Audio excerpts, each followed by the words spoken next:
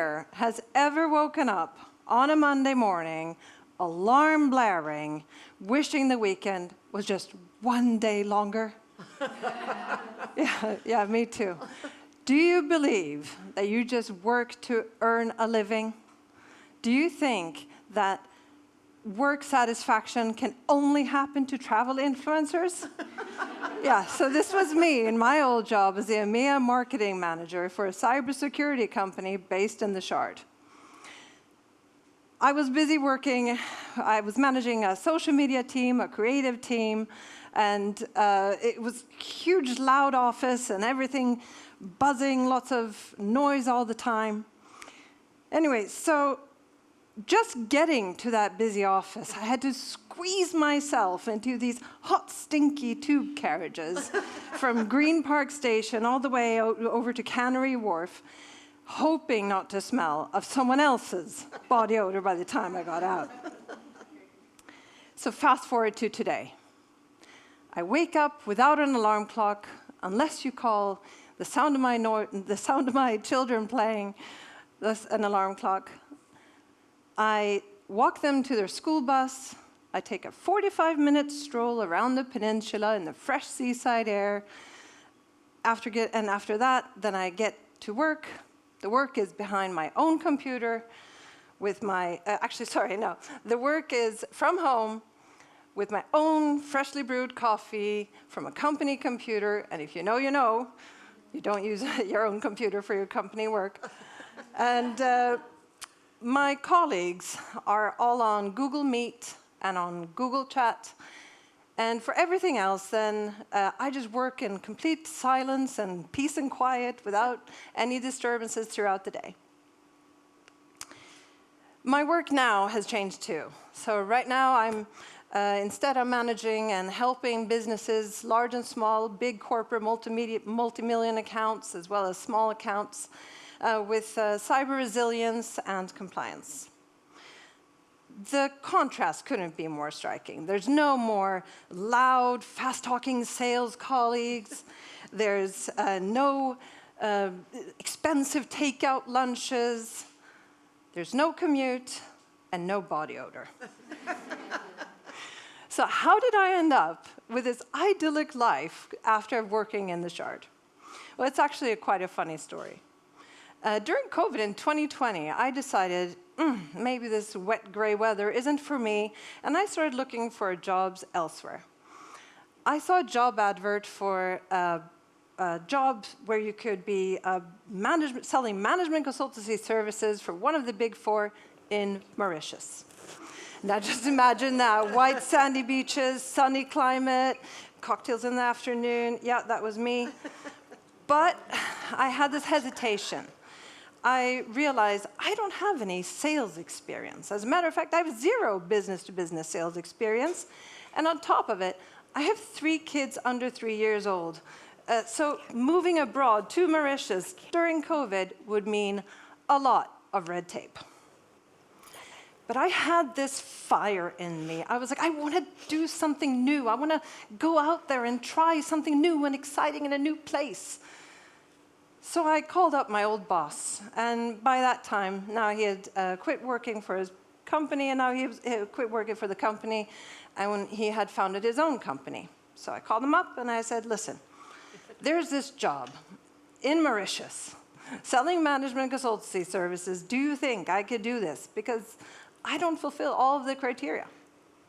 And he said, oh my God, Izabella, yes, you would be perfect. And I said, fantastic, so will you be my reference?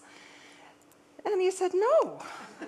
And I said, why? Why not? You just told me I'd be great for the job. You gave me some tips on how I could apply my old skills to my new job. It sounded great. And then he said, well, you should come work for me instead.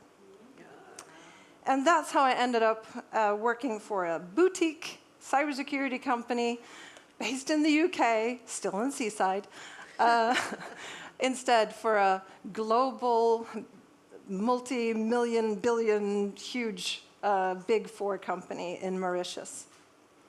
Now that was a few years ago, but I've actually never looked back. My employer supports me in my professional development. He's flexible in how and when and where I work. And each year, I just have more fun. One of the fun things that I love about my job is the fact that I get to learn something new every single day. It is so fun. And I've never been this motivated. I've never had this much fun working. I genuinely wake up on a Monday morning and I'm excited to go to work. And I remember a time when we were having this expo. It's called InfoSec.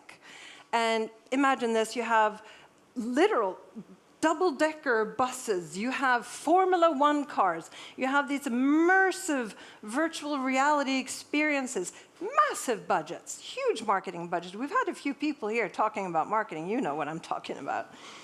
And then there was us. We had a background, much like this, had a background, a screen, a couple of chairs, and that was it. No marketing budget, no double-decker buses, no virtual reality immersive experiences. But what we did have was passion for what we were doing and a very energetic Izabella, who absolutely loved what she was doing. You probably noticed this by now. So I was walking the expo floor every single minute of the day. And I was walking up there, and I was going, oh, hi, I noticed you passed our stand. What are you doing? Well, I mean, you shouldn't be passing. Come to us. Come over here and talk to us. Or, oh, what are you doing with that lightsaber? Let me get that for you. Let me come to us, and I'll show you what the dark side is all about here. Anyway, so I did this for 3 days straight. And we had over 700 leads after those 3 days from that tiny little 9-square-meter stand. 550 of those were attributed to me. And we also, on top of it, won the most visited stand, which is amazing. We beat the double-decker buses. We beat the Formula One cars. It was amazing. And that was really the moment that it hit me. I didn't have a job. I had a calling. Yeah. So I was actually in Eastern Europe earlier this year. And from the airport to the taxi, in the taxi, from the airport to the hotel, I got talking to the cab driver. And the cab driver, he was complaining a little bit. He was like, oh, I had to finish my uni degree because I didn't like it, wasn't right for me, and me being me, chatterbox, I decided, you know what, you should really be working in the cybersecurity industry. And I told him all about what makes it so much fun. You know, you get to learn stuff every day, you get to meet people, and it's so much fun. And he said, wow, that's quite impressive. So as we arrived at the hotel, he opened the passenger door, grabbed my bag, and then he told me, I have never met anyone as passionate about their job as you. And then I realized, you know what? Finding your passion and having what you really love to do, it's not about the fanciest company car, the largest paycheck. It's not about a swanky title. It's about having the ability and the genuine, energetic, enthusiastic, bringing that self to the table.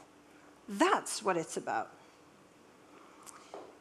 So I thought, this is really proof that I have found my calling. So if you woke up one morning, maybe not today, but if you ever woke up one morning thinking, I wish the weekend was a day longer, remember this, your dream job is out there. It might not look like a glossy brochure from Mauritius. It might look scary and daunting, and you might need to learn something new. You might need to go down in salary, and it's all unknown, but that's okay. Trust your gut. Take the leap and go find your calling. Woo! Thank you. Thank you.